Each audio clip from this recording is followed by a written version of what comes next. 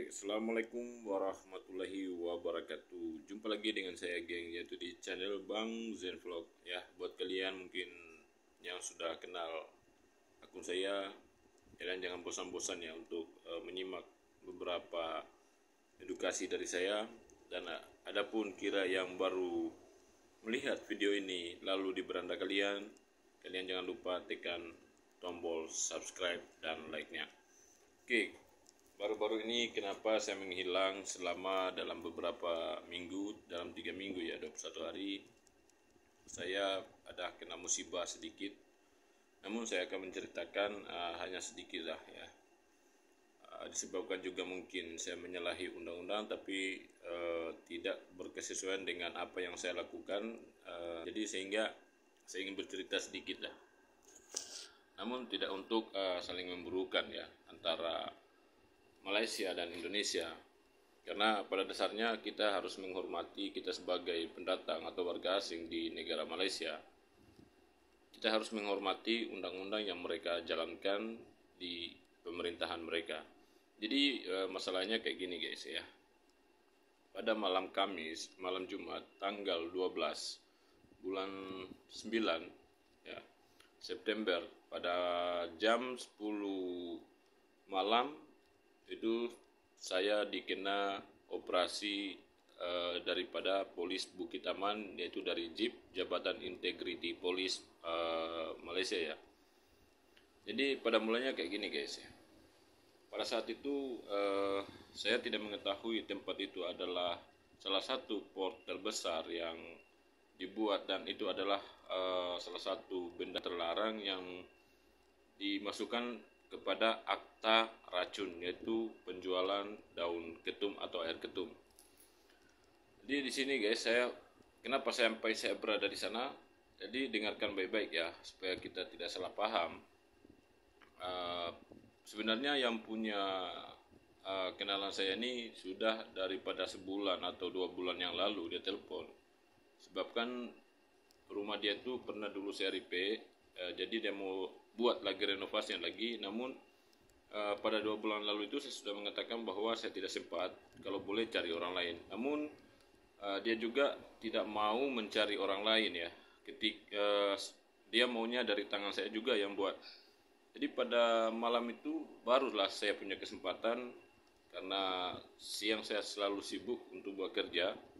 Jadi harusnya malam ya, kami janjian malam untuk bertemu. Namun saya tidak masuk di dalam rumah itu ya, di istilahnya tempat saya berada hanya di depan taman, kayak di depan teras ya, depan teras rumah dia. Namun pada jam 10 lebih, kurang lebih jam 11 kurang lebih dalam 8 menit lagi, tiba-tiba saya lagi menelpon, ditolak dari belakang. Tanya jangan lari, kami dari Bukit Aman, dari JIP Bukit Aman, silakan masuk di dalam, kita dikumpul di dalam. Ternyata di dalam ramai betul guys ya. Pada saat penangkapan itu ada 19 orang kami berada pada saat itu, yaitu 12 orang awam, termasuk kami 3 warga asing, jadi dan 7 anggota polis ya.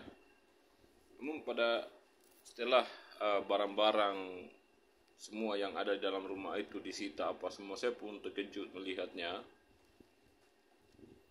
Kami setelah digari, kami dibawa di Balai Polis IPD atau IPK Ipoh Perak ya, balai sentral, balai yang besar narkotik.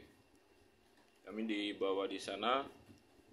Kemudian sampai di sana kami diangkat dari jam 6 ya, jam 6 pagi, karena nggak tahu lah mereka buat apa sampai sehingga sebenarnya operasinya dari jam 11, tapi mereka selesai itu angkut barang semua nanti jam 6 pagi.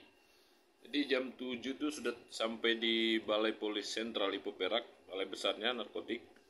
Itu sudah terang ya. Jadi ya Allah, astagfirullahaladzim, first time saya rasakan garinya polis itu. Kita digari tangan dengan kaki, berjejer semua, ada 19 orang, termasuk anggota polis pun digari. Jadi pada saat itu kami sampai di balai Polis Sentral Narkotik Ibu Perak, kami dites urin ya. Namun saya tidak takut karena perasaan saya ada dokumen dan saya tidak pernah mengambil barang-barang yang terlarang ya. Jadi kami di urin dan semua ada 16 orang tidak sangkut urin ya. Tidak sangkut urin, namun ada 3 yang tidak yang sangkut ya. Yaitu 2 urinnya sangkut positif, negatif. Kemudian 1 yang orang asli, 1 orang Indonesia tersebut, yaitu dia dari Aceh ya. Enggak tahu diambil dari mana barang tersebut. Namun setelah air kencingnya dites di urin, dia negatif mengisap ganja. Jadi aku pun heran, kenapa dia mengisap ganja? Ngisapnya di mana ini budak? Namun pada dasarnya kami direman 7 hari guys. First time aku rasakan dalam balai lokap polis itu. Aduh, bangun pagi lihat jeruji besi, tengok belakang tandas, ya Allah, tersisanya makan pun tak lalu, tidur pun tak lena, pikir anak istri, pikir orang tua. Sebabkan saya nih adalah anak sulung ya, yang punya banyak tanggungan. Adik saya masih sekolah lagi 2 orang. Dalam perasaan saya tuh hancurlah hidup saya. Tapi saya lebih tenang lagi karena pada dasarnya saya tidak melanggar apapun undang-undang ya, termasuk dokumen. Saya dokumen ada semua. Namun kenapa sehingga saya direman sampai 21 hari? Jadi yang seminggu itu adalah reman polis ya. Itu reman polis 7 hari. Selepas itu kami naik mahkamah dan kami tidak tertuduh.